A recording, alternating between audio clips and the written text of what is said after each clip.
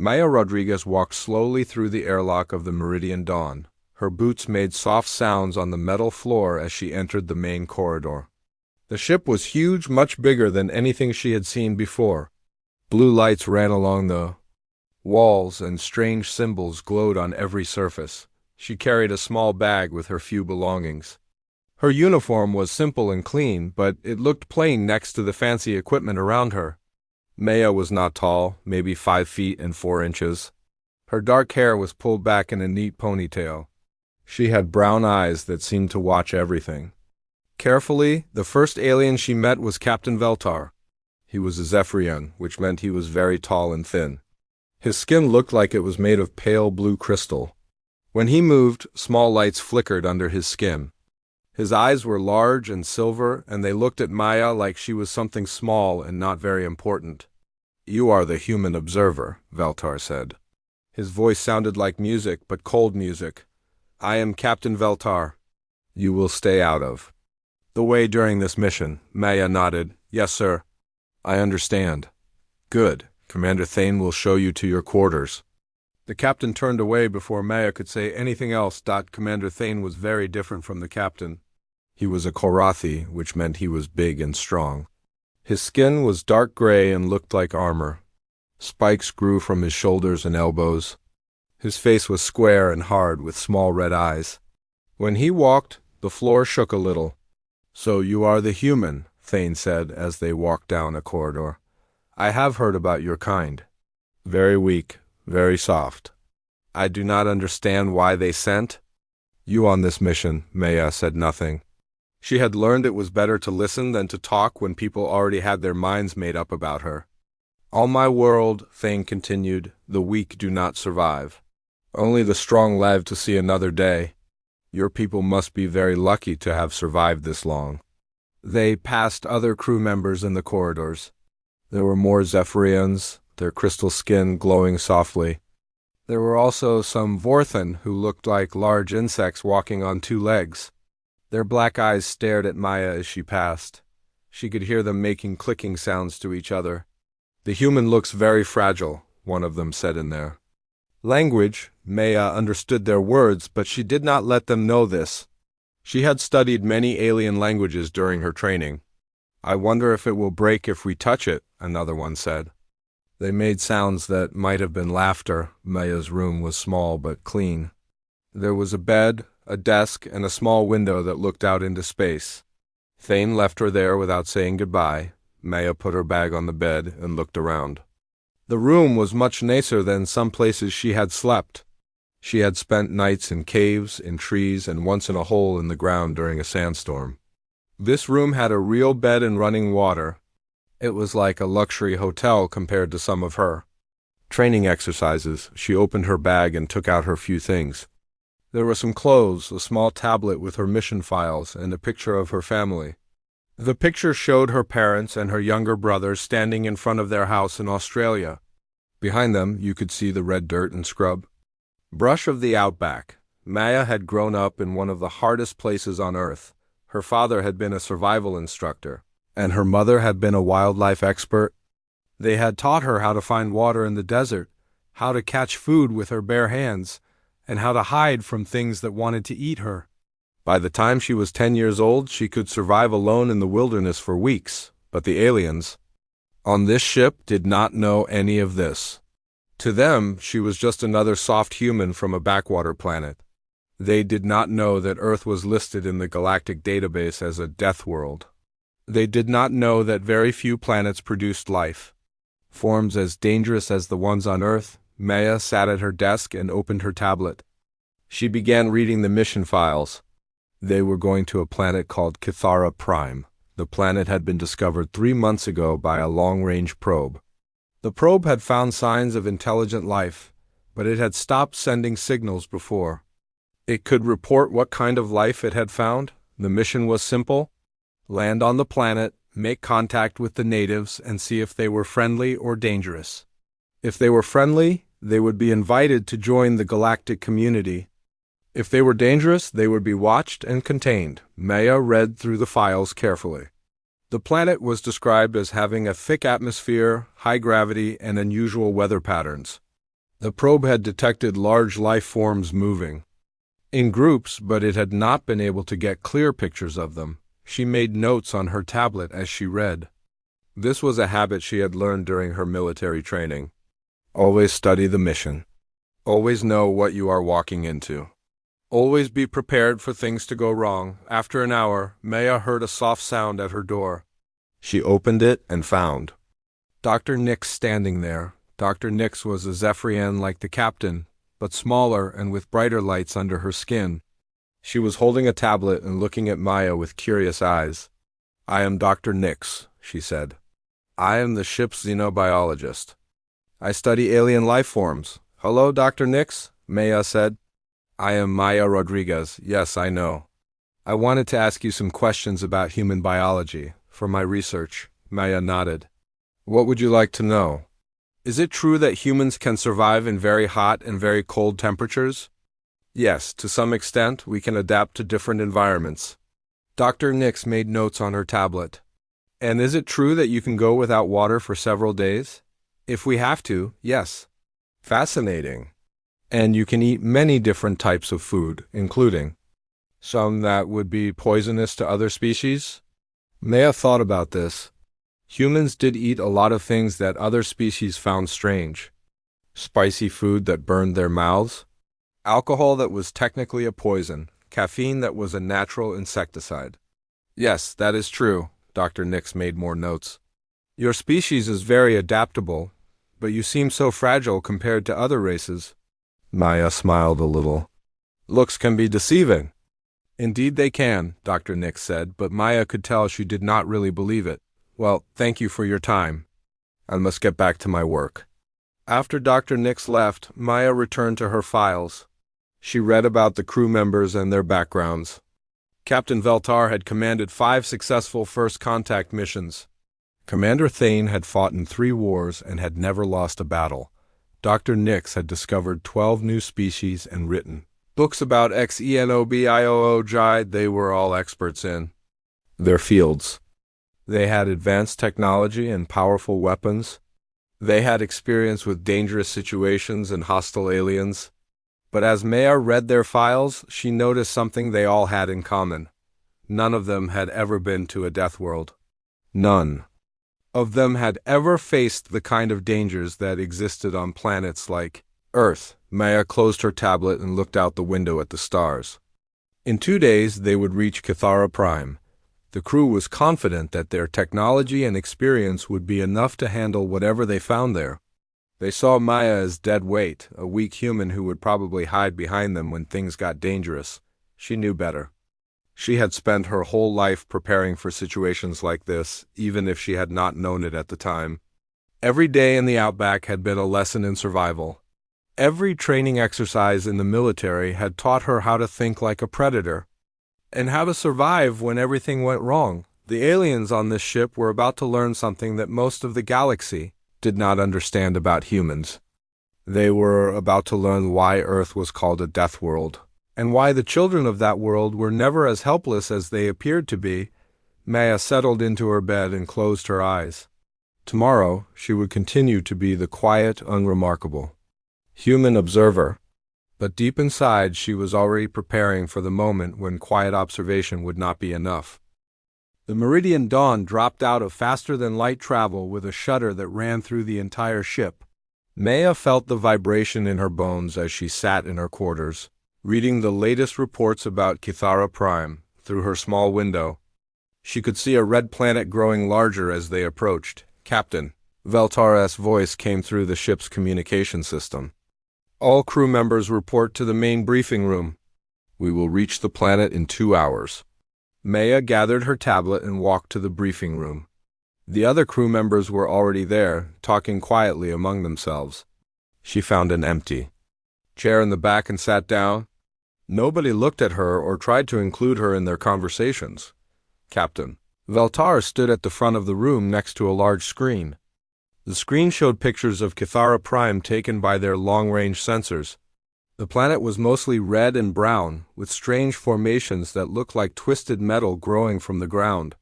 "The planet has breathable air," Captain Veltar sighed. The gravity is slightly higher than standard, but not dangerous.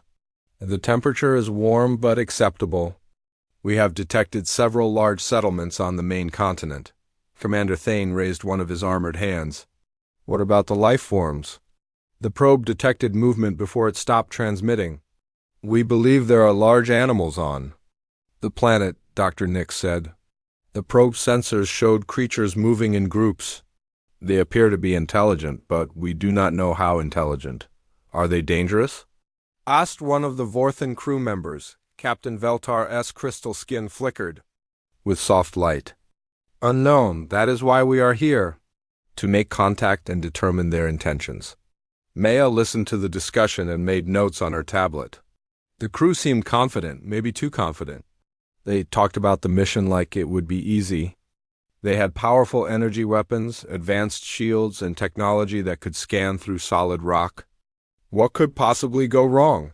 But Maya had learned never to assume anything would be easy. On Earth, the most dangerous predators were often the ones that looked harmless. The most deadly situations were the ones that seemed safe at first. 2 hours later, Maya found herself strapped into a seat in the landing shuttle. There were 12 crew members on the mission, including herself. Captain Veltar was leading the team. Commander Thane was in charge of security. Dr. Nix would study any life forms they found. The rest were technicians and soldiers. The shuttle shook as it entered the planet's atmosphere. Through the small windows, Maya could see the twisted metal formations growing larger. They looked like giant thorns or spikes reaching up toward the sky. The ground between them was covered with something that looked like rust-colored moss. Landing zone is clear, the pilot announced. No movement detected in the immediate area. They landed in a flat area surrounded by the metal-like formations. Maya watched through the window as dust swirled around the shuttle. The formations cast long shadows in the red sunlight. Everything looked still and quiet. Captain Veltar stood up and checked his equipment. His energy weapon hummed softly at his side. Remember, we are here to make peaceful contact. Do not fire unless fired upon. Dr. Nix will take readings while we explore. Stay in communication at all times. The crew filed out of the shuttle onto the planet's surface. Maya was the last one out. The air smelled strange, like metal and something else she could not identify. The gravity made her feel heavier, but not uncomfortably so. She had trained in higher gravity during her military service. The ground under their feet was spongy, like walking on a thick carpet. The rust-colored moss seemed to move slightly when they stepped on it. Dr. Nix immediately began taking readings. With her scanner, fascinating, she said. This moss appears to be partially metallic. It may be some kind of plant-machine hybrid. They began walking toward the nearest settlement, which their sensors showed was about 2 miles away. The metal formations created a maze of passages and chambers. Some of the formations were hollow, creating caves and tunnels. Others were solid and reached hundreds of feet into the air. Maya walked near the back of the group, watching everything carefully. She noticed that the moss seemed to follow their movement, turning slightly as they passed. She also noticed scratch marks on some of the metal formations, deep gouges that looked like claw marks. Commander Thane, she said quietly. The big Korathi turned to look at her. What is it, human? Those marks on the formations. They look fresh. Thane glanced at the scratches and shrugged. Probably made by the weather. This planet has strong winds. Maya did not think wind could make marks like that, but she said nothing. She had learned that people often did not want to hear warnings from someone they considered weak. They walked for another hour through the maze of metal formations. The settlement appeared on their scanners as a cluster of larger structures ahead. But as they got closer, something felt wrong to Maya. The air was too quiet. There were no sounds of birds or insects or any other life. Even the wind had stopped. Something is watching us, she said to Dr. Nix, who was walking beside her. Dr. Nix looked at her scanner. I do not detect any life forms nearby. Your scanner might not be able to detect them. Impossible. This scanner can detect any carbon-based life form within a mile. Maya was about to explain that not all dangerous things were carbon-based when the first attack came. It happened so fast that most of the crew did not even see it coming.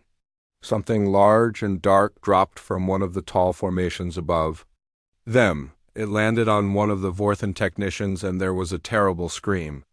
Then the technician was gone, dragged up into the shadows so quickly it seemed like magic. "Contact!" Commander Thane shouted, raising his weapon, but there was nothing to shoot at. Whatever had taken the technician had vanished. Then the second attack came from behind them. Maya saw a flash of movement, like liquid shadow flowing across the ground. Another crew member screamed and was pulled into one of the hollow formations. His weapon fell to the ground, still humming with power. "Form." "A circle," Captain Veltar ordered. "Back to back, shields up." The remaining crew members pressed together, their energy shields creating a bubble of blue light around them. Their weapons were ready, but they could not see their enemies. The creatures moved too fast and stayed hidden in the shadows of the metal formations. Dr. Nix's scanner was beeping frantically. "I am getting readings now," she said, her voice shaking. "Multiple life forms. They are all around us. But they are not showing up clearly. It is like they are partially invisible." "How many?" Thane demanded. "At least 20, maybe more." Maya knelt down and touched the ground. The moss was vibrating slightly, as if something heavy was moving underneath it. She looked up at the metal formations around them and saw tiny movements in the shadows. Whatever these creatures were, they were smart. They were coordinating their attacks. The third attack came from above and below at the same time. Creatures dropped from the formations while others burst up through the moss-covered ground. Maya got her first clear look at them and felt her blood turned cold. They were like nothing she had ever seen. They had the basic shape of large spiders, but their bodies were covered in scales that changed color to match their surroundings. They had too many eyes, all glowing with a sickly yellow light. Their legs ended in claws that could cut through metal. And they were big, each one about the size of a small car. The crew's energy weapons fired frantically, filling the air with bright beams of light. Some of the beams hit the creatures, but they barely seemed hurt. Their scales absorbed most of the energy, and what got through only made them angry. Commander Thane roared and charged at one of the creatures with his fusion blade. The creature caught his blade with two of its claws and twisted it out of his hands. Then it hit him with a blast of bioelectricity that sent him flying backward into a metal formation. Captain Veltar tried to coordinate the defense, but the creatures were too fast and too smart. They attacked from different directions at once, using the metal formations for cover. They seemed to know exactly how the crew would react to each attack. In less than 5 minutes, half the crew was dead or badly hurt. The survivors were trapped in a narrow canyon between two large formations. Their energy shields were failing, and their weapons were running low on power. Dr. Nix was in shock, staring at her scanner with wide eyes. "This is impossible," she kept saying. "They should not be able to coordinate like this. They should not be able to adapt so quickly." Maya crouched behind a fallen piece of metal and watched the creatures moving in the shadows. They were not just attacking randomly. They were testing the crew's defenses, learning their weaknesses, preparing for a final assault. She had seen this behavior before, but not from aliens. She had seen it from pack hunters on Earth, wolves, wild dogs, even some groups of primates. These creatures were using advanced hunting tactics that required intelligence and communication. The sun was starting to set, turning the red sky an even deeper shade of crimson. Maya knew that darkness would make things much worse. These creatures were already hard to see in daylight. In the dark, they would be nearly invisible. She looked at the surviving crew members. Captain Veltar had a deep cut on his arm where one of the creatures had gotten past his shield. Commander Thane was unconscious, his armor cracked and sparking. Maya stood up slowly and looked around the canyon where they were trapped. The metal formations rose high on both sides, creating walls that the creatures could climb easily. There was only one way out, and that path was blocked by at least 6 of the spider-like hunters waiting in the shadows. Everyone listen to me, Maya said in a calm voice that cut through the crew's panic. I need you to do exactly what I say. No questions, no arguments. Captain Veltar stared at her. Blood was still dripping from the cut on his arm.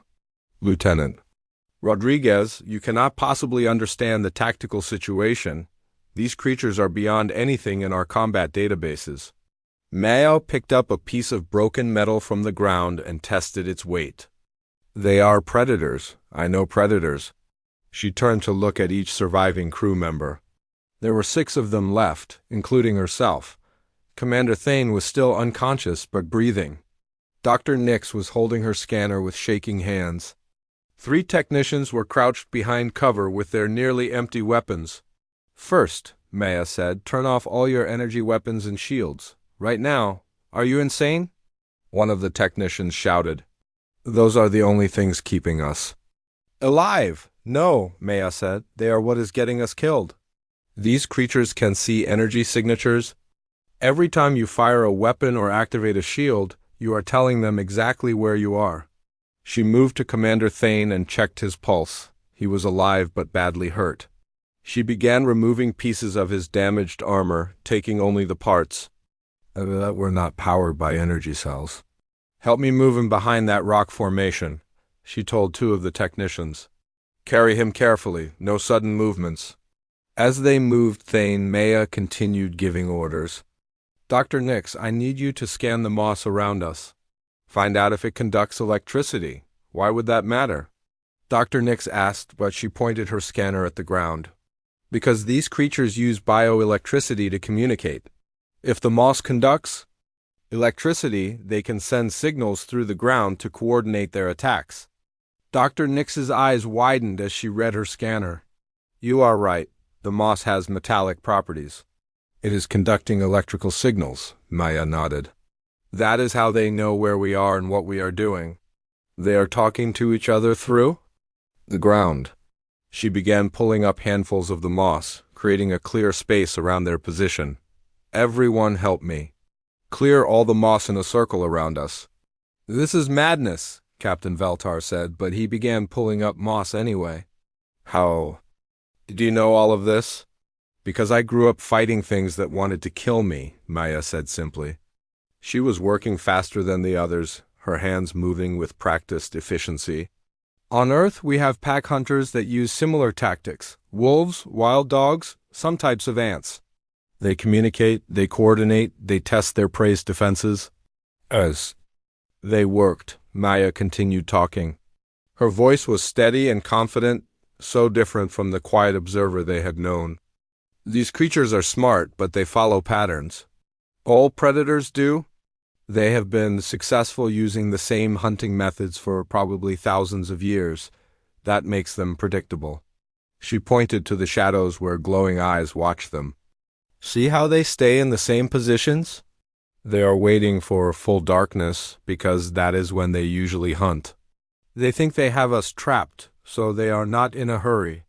Maya picked up several pieces of broken equipment and began arranging them in specific patterns around their cleared area. To the aliens, it looked like random placement. But Maya was building something based on principles they did not understand. What are you doing? Dr. Nix asked. Making a trap, Maya said. She was using pieces of metal to create narrow pathways leading to their position. On Earth, we learned that the best way to hunt pack predators is to control where they can go. Make them come at you one at a time instead of all at once. She looked at the crew's remaining weapons. Most were nearly empty, but there were still some power cells left. Maya began removing the cells and connecting them together with wire from the damaged equipment. This is very dangerous, one of the technicians said. If those cells overload, they could explode. That is the idea, Maya said. She was working quickly as the sun continued to set.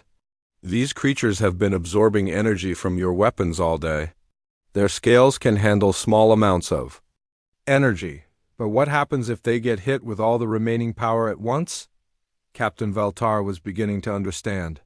You are going to overload their absorption ability. Exactly. But first, I need to get them to come to us in a specific way. Maya finished connecting the power cells and placed the improvised bomb in the center of their position. Everyone moved to the back of the canyon. Stay low and stay quiet. The sun disappeared behind the metal formations, and darkness fell over the canyon like a heavy blanket. The creatures' glowing eyes became brighter, and Maya could hear them moving in the shadows. Claws scratched against metal. Strange clicking sounds echoed off the canyon walls. Maya remained crouched near the entrance to their cleared area. In her hand she held a simple trigger made from parts of a broken scanner. She had done this kind of thing many times during survival training, but never with alien technology and never with her life. Depending on getting it right, the first creature appeared at the edge of their cleared area. It moved carefully, testing each step. Its glowing eyes were fixed on the group of aliens huddled at the back of the canyon.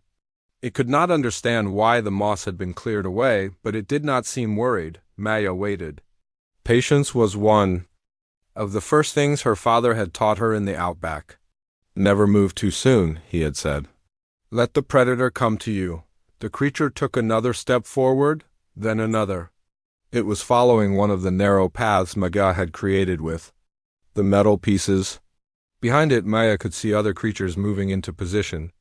They thought they were surrounding their prey. More creatures appeared, moving along the paths Maya had made for them. They were being channeled into a smaller and smaller area, but they did not realize it. Their glowing eyes were focused on the frightened aliens, not on the trap being built around them, when 6 creatures were inside the cleared area. Maya triggered the bomb. The explosion was not loud, but it was bright. All the remaining energy from the crew's weapons discharged at once, creating a ball of pure electrical energy. The creatures screamed, a sound like metal being torn apart. Their scales, which had been absorbing small amounts of energy all day, could not handle the massive overload. 3 of the creatures died instantly, their nervous systems fried by the electrical discharge. 2 more were badly hurt, stumbling around blindly with smoke rising from their damaged scales. The 6th creature tried to retreat but collapsed before it could reach the shadows. The remaining creatures in the canyon began making different sounds. Instead of the confident clicking they had made before, they were making high-pitched whines. Maya recognized the sounds. They were alarm calls. They are scared, she said to the others. They have never lost pack members this quickly before, but Maya was not finished. While the surviving creatures were confused, she began implementing the second part of her plan. She picked up one of the dead creature's claws, which was still sharp even though the creature was dead. What are you doing now? Captain Veltar asked. Psychological warfare, Maya said. She began using the claw to make marks on the metal formations around them. The marks looked random, but they were actually symbols that would confuse and frighten. Pack hunters dot on Earth. Her father had taught her how different predators marked their territory. Lions use scent marks. Wolves use scratches on trees. Birds use songs. All of them were ways of saying, this area belongs to me and I am dangerous. Maya was marking the canyon walls with symbols that would tell the creatures they were no longer the dominant predators in this area. She was claiming the territory herself. The creatures in the shadows began making more alarm calls. They could smell the death of their pack members. They could see the strange marks appearing on their territory. And they could sense something they had never encountered before. They were facing a predator. That was smarter than they were. Maya continued working while the others watched in amazement. She used pieces of the dead creatures to create scent markers around their position. She arranged the remaining metal pieces to create obstacles that would force any attacking creatures to approach from predictable directions. How do you know how to do all of this? Dr. Nix asked in a whisper. My father was a survival instructor, Maya said as she worked. He taught people how to survive in the Australian outback. That is one of the most dangerous places on Earth. Everything there wants to kill you. The spiders, the snakes, the crocodiles, even some of the plants. She pointed to the creatures watching from the shadows. These things are dangerous, but they are not worse than what I grew up with. A saltwater crocodile can bite through metal. A funnel web spider's venom can kill in 15 minutes. A box jellyfish can stop your heart with one touch. Captain Veltar stared at her. And humans live among these creatures? We do not just live among them, Maya said. We learn to hunt them. We learn to use their own instincts against them. We learn to think like predators so we could survive. She stood up and looked at the glowing eyes in the shadows. There were fewer of them now. The morning sun rose over Cathara Prime, painting the metal formations in shades of gold and red. Maya had not slept during the night. She had stayed awake, watching and listening for any signs that the creatures might return. But the canyon remained quiet. The predators had retreated, leaving behind only the bodies of their dead pack members. Commander Thane woke up slowly, groaning as he tried to sit up. His armor was cracked and several of his spikes were broken, but he was alive. He looked around the canyon with confused eyes until he saw Maya sitting near the entrance, still holding one of the creature's claws. "What happened?" he asked. "Where are the creatures?" "Gone," Maya said simply. "They decided we were too dangerous to fight." Thane stared at her, then at the dead creatures scattered around their position. "You did this? You fought them off?" "I showed them that they were not the only predators on this planet." Dr. Nix was kneeling beside one of the dead creatures, scanning it with her equipment. Her hands were steadier now, but Maya could see the fear still in her eyes. "These creatures are remarkable," she said. "Their scales can absorb most forms of energy. Their nervous systems are incredibly advanced. They should have been unbeatable." "Nothing is unbeatable," Maya said. She stood up and began collecting useful pieces from the dead creatures. Claws that could be used as weapons, scales that might provide protection. Everything has weaknesses. You just have to know how to find them. Captain Veltar approached her carefully. His crystal skin was dim, a sign that he was weak from blood loss and exhaustion. "Lieutenant Rodriguez, I owe you an apology. We all do. We underestimated you." Maya looked at him. "You underestimated all humans." "Tell us about your training," Dr. Nix said. "How did you learn to fight like this?" Maya sat down on a piece of broken metal and began cleaning the creature's claw she was holding. "I grew up in the Australian outback. My father ran a survival school there. He taught people how to stay alive in one of the harshest places on Earth." She tested the sharpness of the claw against a piece of metal. It cut through easily. "When I was 5 years old, my father took me into the desert for a week, just the two of us.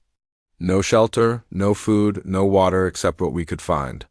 He said if I was going to live in the outback, I needed to understand it." Commander Thane struggled to his feet, leaning against the canyon wall. "Your father took a child into the desert with no supplies? Earth children are tougher than you." "Think," Maya said. "By the time I was 10, I could find water in places where your scanners would say there was none. I could catch food with my bare hands. I could hide from predators that could smell me from miles away." She looked up at the metal formations around them. "The outback has things that make these creatures look gentle. Saltwater crocodiles that can bite a man in half. Spiders whose venom can kill you in minutes.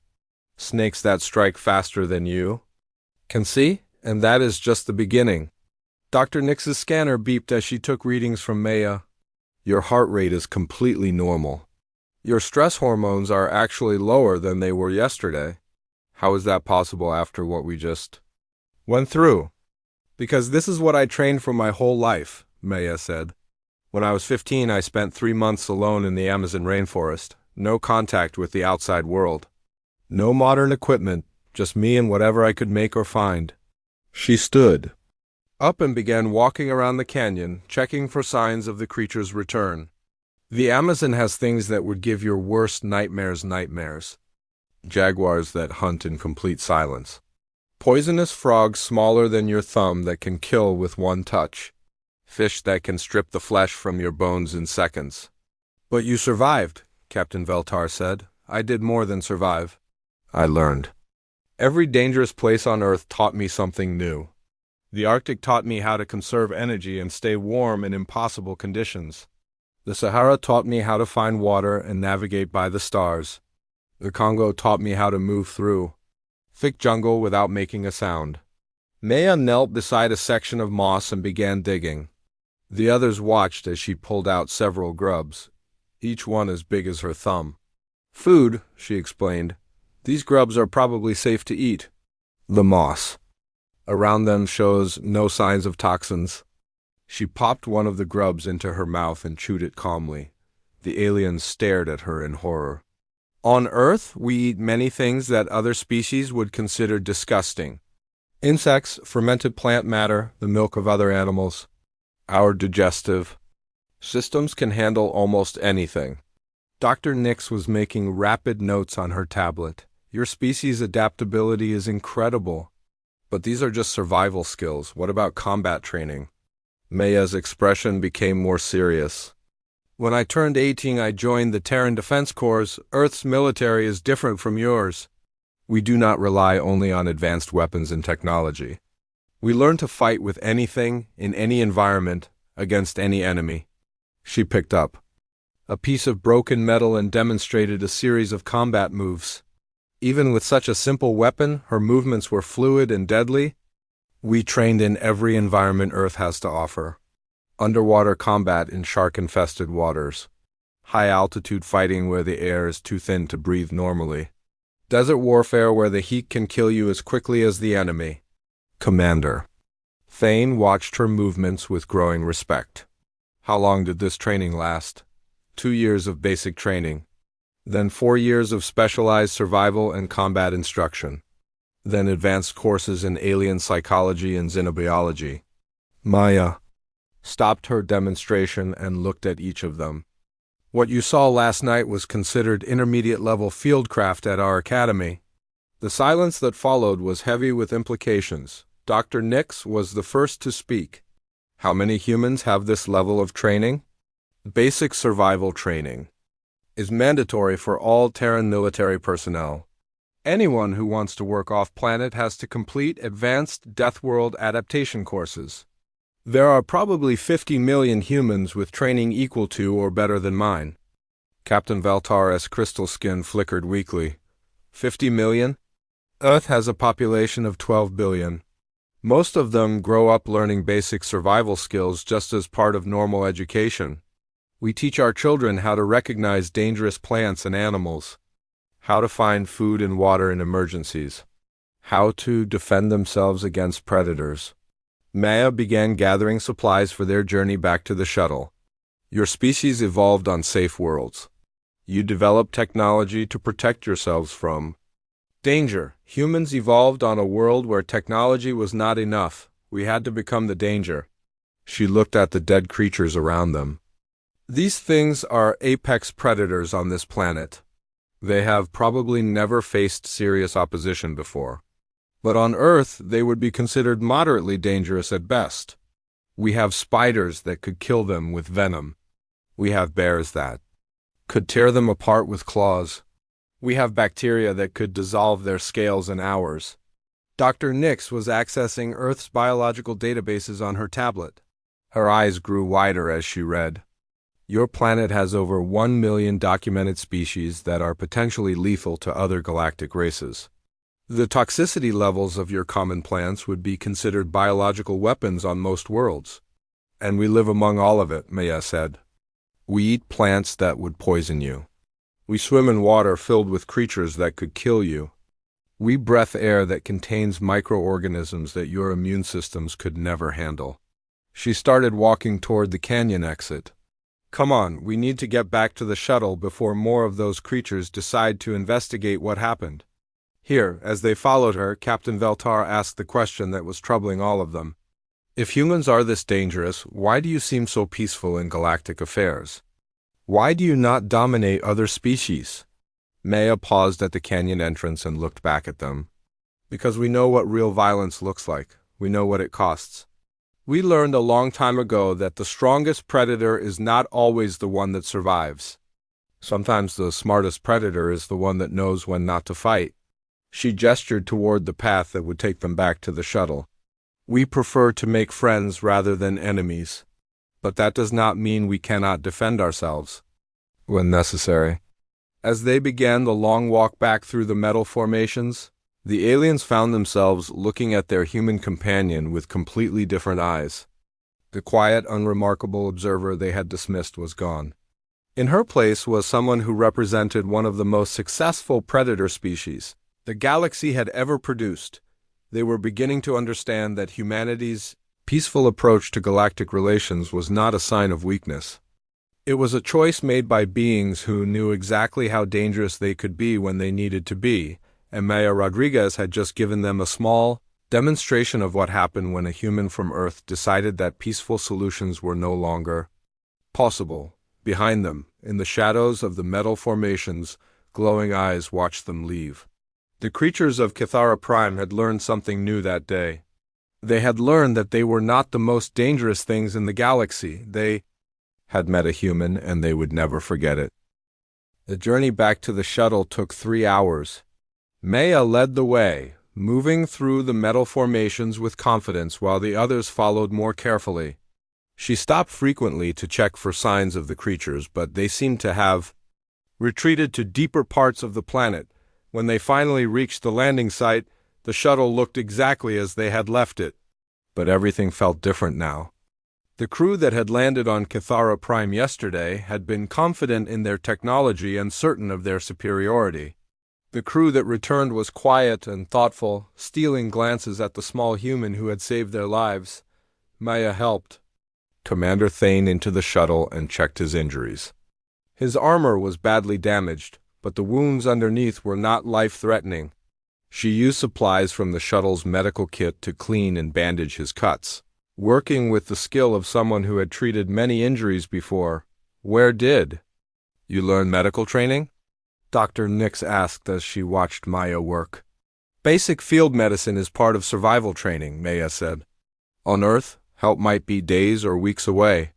You have to know how to treat injuries, illnesses, and poisoning with whatever supplies you have." She finished bandaging Thane's arm and moved to check on the other injured crew members. "I once spent 6 months in the Congo learning traditional medicine from local healers. They showed me how to treat snake bites, infected wounds, and tropical diseases using only plants and basic techniques." Captain Veltar sat in the pilot's seat but did not start the engines immediately. He was staring out the window at the metal formations of Kithara Prime.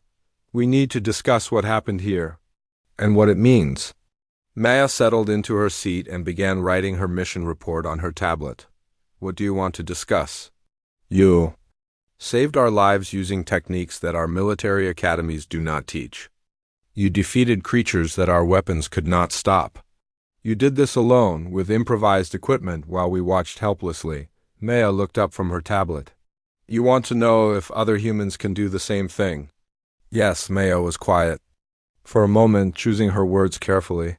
"What I did yesterday was basic fieldcraft. Any graduate of Earth's military academies could have done the same thing. Most could have done it better." Dr. Nix leaned forward in her seat. "Better? How could anyone do better than what you did?" "I made several mistakes," Maya said. "I let the creatures get too close before taking action. I used more energy than necessary for the explosive trap. I should have recognized their pack-hunting patterns sooner." She looked around at the crew's shocked faces. "On Earth, we have war games where military units are dropped into hostile environments with minimal equipment.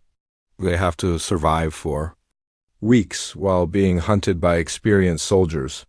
The failure rate for these exercises is less than 1%. Commander Thane struggled to sit up straighter. "You're saying that defeating those creatures was easy for you?" "Not easy, but not impossible either. I have faced similar challenges many times during training. The creatures were dangerous, but they followed predictable patterns. Once I understood their behavior, the rest was just application of standard survival techniques." Captain Veltar started the shuttle's engines and began the ascent to orbit. "We need to revise our understanding of human capabilities significantly." As they rose through Kithara Prime's atmosphere, Maya continued working on her report. She wrote about the creatures' hunting patterns, their communication methods, and their weaknesses. She included recommendations for future contact missions and suggested ways to establish peaceful relations with the survivors. "You want to go back?" Dr. Nix asked, reading over Maya's shoulder. "These creatures are intelligent. What happened? Yesterday was a misunderstanding, not a war. They saw us as prey because they did not understand what we were. Now they know we can defend ourselves. That changes the relationship. Mayo saved her report and looked out the window as Kithara Prime grew smaller below them. On Earth, we learned long ago that the best way to deal with predators is not to kill them all. It is to establish clear boundaries. Show them that you are not easy prey, but do not threaten their territory unnecessarily. When they docked with the Meridian Dawn, news of the mission spread quickly through the ship. The crew members who had stayed behind gathered around the returning team, eager to hear what had happened. When they learned that half the landing party had been killed and the survivors had been saved by the human observer, the reaction was immediate and intense. Maya found herself surrounded by aliens who wanted to ask her questions. Zephyrians, who had ignored her before now, studied her with intense interest. Vorthan crew members clicked excitedly as they discussed her tactics. Even the ship's engineers wanted to understand how she had built such an effective weapon from broken equipment, but Maya was tired. The adrenaline from the fight was wearing off, and she wanted nothing more than to sleep. She answered a few questions politely, then excused herself and returned to her quarters. Captain Veltar found her there an hour later. He knocked softly on her door and waited for permission to enter. When Maya opened the door, she saw that his crystal skin was brighter than before. The medical treatment had helped him recover from his injuries. "I wanted to thank you personally," he said. "Without your intervention, we would all be dead." Maya gestured for him to sit down. "You do not need to thank me. We were a team." "I did what was necessary to help the team survive. It was more than that. You took command of a situation that had defeated our best efforts. You saved lives using skills that none of us possessed." Veltar was quiet for a moment. "I have been thinking about what this means for human-alien relations." Maya raised an eyebrow. "What do you mean?" "For decades, we have treated humans as junior partners in galactic civilization. Useful for some tasks, but not truly equal to the more advanced species. What you did yesterday changes that perspective completely." Veltar stood up and walked to Maya's small window. "If one human with basic training can defeat creatures that overwhelmed our entire team, what could a group of trained humans accomplish? What could a human military unit do if it decided to take aggressive action?" Maya understood what he was really asking. "You want to know if humans are a threat to galactic peace?" "The thought has crossed my mind." Maya was quiet for a long time before answering. "Earth has a saying, the strongest person in the room is usually the quietest one. We learned a long time ago that showing off your strength often makes you more enemies than friends." She joined Veltar at the window. "Humans could probably conquer most of the galaxy if we wanted to. Our survival training gives us advantages that other species do not have. Our adaptability allows us to fight in environments that would kill most aliens. Our pack-hunting instincts make us effective in group combat." Veltara's skin dimmed slightly. "But you choose not to." "We choose not to because we understand the cost of violence. Earth's history is full of wars, genocides, and conflicts that achieved nothing except death and suffering. We learned that cooperation produces better results than conquest." Maya turned away from the window and looked directly at Veltar. "But make no mistake. If someone threatens Earth or attacks human civilians, they will discover very quickly why we are called a Deathworld species. What you saw yesterday was me being careful and restrained. You do not want to see what happens when humans stop being careful." Word of the Kithara Prime incident spread throughout the galactic community within days of the Meridian Dawn's return. Military strategists began reassessing Earth's defensive capabilities. Diplomatic corps started treating human negotiators with new levels of respect.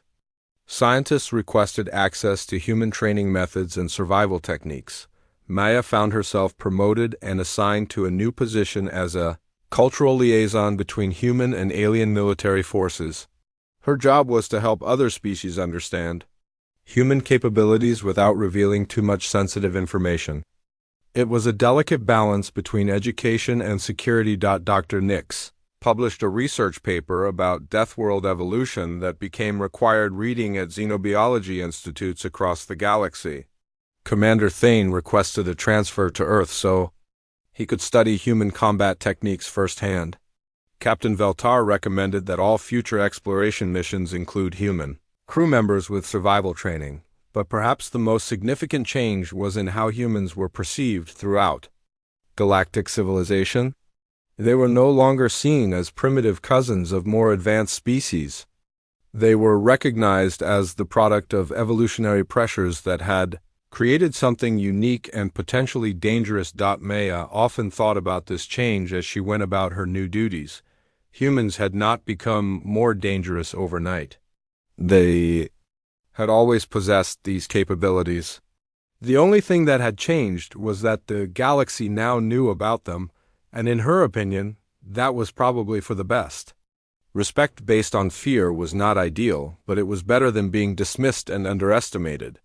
At least now, when humans spoke about peace and cooperation, other species would listen, because they finally understood that humanity's peaceful nature was a choice, not a limitation. And like all choices, it could be changed if circumstances required it. The small, quiet human from Earth had reminded the galaxy of an important truth.